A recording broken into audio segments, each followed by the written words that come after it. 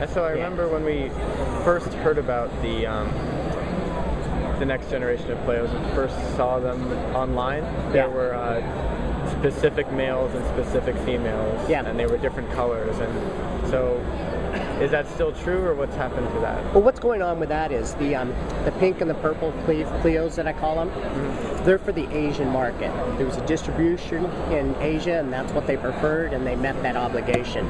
But the official color is green, and it's a unisex. It can be a more male or female type product. We pre-seed them in the factory, as I mentioned, and that's part of its ability, and how you handle it when it's in the hatchling stage dictates the other half. So do the more male robots interact differently with the more female robots? Not so much as kind of a baiting thing, if you will, but more of just how they approach the world. Aggression versus a little more cautionary, let's put it that way. Also, their voices are different. So could we briefly go through the features that differentiate these new Pleos from the old Absolutely. One of the largest, this is the main feature that separates the two, is voice recognition. You take the ID card that you receive, place it under its chin, picks up an RFID. Pleo will then open his mouth, you put the card in his mouth, he'll look at you expectantly. At this point, you give him a name, unique name. Let's say you call him Marcus. So then on, he will respond to the name Marcus. Now this is only the first of many things you can do. We now supply a whole series of learning stones. Now these learning stones are triggers for voice activation. So with the learning stones, you give it like a 3-word command. Same thing, you put it under its chin, it opens its mouth, it'll go through a sequence, it's now waiting to record your command. So let's say you're using the come to me learning stone. So you go Marcus, and he looks up expectantly, waiting for a command. You stick this under his chin, put it in his mouth, he's now waiting. You go, come to me. He'll dip his head, raise it back up, and howl. No. And then he will ask you, he says, you go, come to me. If it gets recorded accurately twice, he will then drop the stone, wiggle his tail, he's all happy. So from then on, you can touch him on the cheeks for a couple seconds, release, he'll lift up and you go, Marcus, and he'll come to me. And if he likes your command, he'll then start walking towards you. It's a really cool feature. So he doesn't always obey? No, not always. Pleo has to be in a good, fed, happy mood to obey. It's just like a dog or a cat. I mean, well, cats, and they never obey anything. But a dog that obeys, if it's sick or not feeling well or distracted, he's not going to pay attention to you. But if he's in the right mood, he'll do it. So what else is new about these Pleos? All right, Pleo now has a sense of time, a real-time clock. Now with this sense of time, Pleo requires feeding every day. Now the old Pleo, you could just do whatever, but Pleo knows his foods now through the RFID sensor. So you present the food, he'll open his mouth and he'll put it in his mouth and chew. Every day you need to feed Pleo. Pleo now late at night gets sleepy and starts taking a nap. You can still play, but when you're done, he'll go back to sleep really quick. Oh yeah, you big old hot dog. Pleo comes with toys. He has a little tug-of-war, and you put the tug-of-war under his mouth and you can tug-of-war. And if you pull it out too soon or too late, see what his reaction is. It's really funny.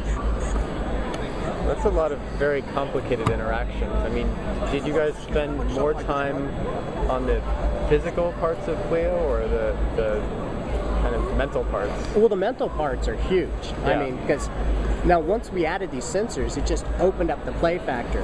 We listen to our customers. The customer says, you know, I've got a Pleo, he's fantastic pet, but what do I do now? You know, the interaction was fairly limited. You know, it was better than anything else in the world, but they still get in. The interaction with this Pleo doesn't end. It goes on and on. And I've only hit the tip of the iceberg. I'm not done yet. So one of the next cool things is Pleo has a sense of temperature. If he gets too cold, he'll start shaking. And if he gets too warm, he starts panting. And we do sell an accessory ice cube that you can put it in his mouth and cool him off so he can suck on that ice cube. Now, cautionary. If he stays too cold for too long, he'll catch a cold. Pleo comes with medicines, and you'll have to nurse him back to health. And the same if you don't feed him. You don't feed Pleo for a couple of days, he'll survive, but he'll get sick, and you're going to have to nurse him back to health. Now, this is exciting and a little scary at the same time. If you drop Pleo, don't listen to what I'm saying. If you drop Pleo, he will simulate an injury. So let's say you dropped him and the clutches moved because of the impact.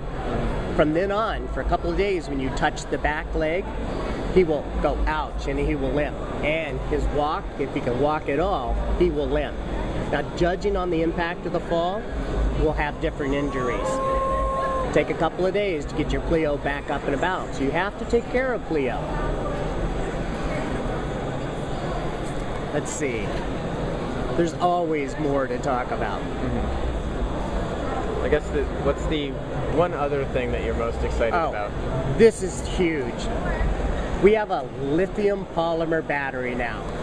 2 hours of battery life, and when I say battery life, I mean as hard as you can play with Pleo, he will last for 2 hours. Now, if you're done with Pleo, Pleo will take little naps and all that sort of thing, and he'll last a long time. So is he going to be getting more software upgrades with additional behaviors as time goes on? Absolutely. We doubled the memory size and then filled it up again.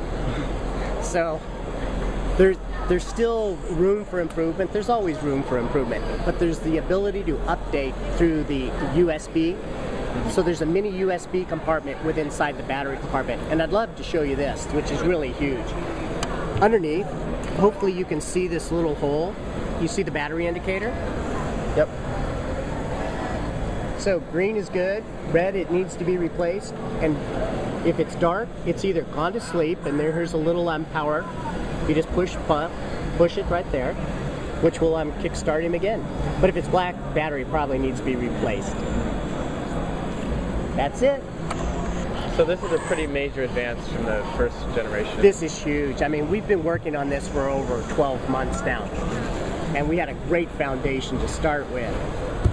There's been some improvements to the skin. We're constantly working and retesting and refining that, and we have a more flexible paint now. Oh, I missed this too. You know, this could go on for hours. I'm sorry. As Pleos come out of the factory, we modify the shades on the fly, but there's 7 different eye colors now, and you don't know what you're going to get eye color wise. So, looking forward, what do you hope to be able to continue to do? What kind of changes would you like to make that maybe the technology is not quite there yet at the right price? Or well, as I always say, there's the leading edge and the bleeding edge. We like to stay on the leading edge. The things that we get requests for really dictate and help drive us by our customer base. So we're hoping to get a lot of feedback from this.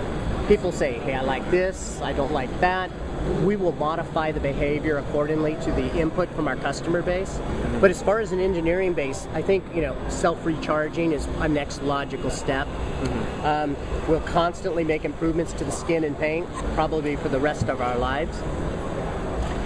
Pleo might get a little larger so that he can navigate better, and we'll definitely continue to work on his navigation skills.